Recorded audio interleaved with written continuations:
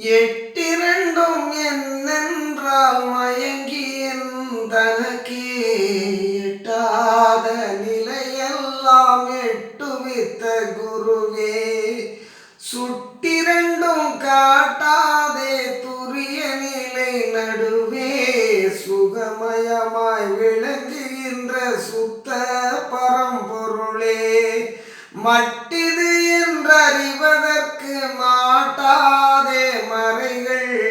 மௌனமுற பரம்பரத்தே வயங்குகின்ற ஒளியே, தட்டறியா திருப்பொதுவில் தனி நடஞ்சை அரசே,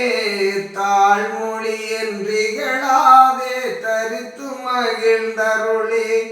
தட்டறியா திருப்பொதுவில் தனி நடஞ்சை அரசே,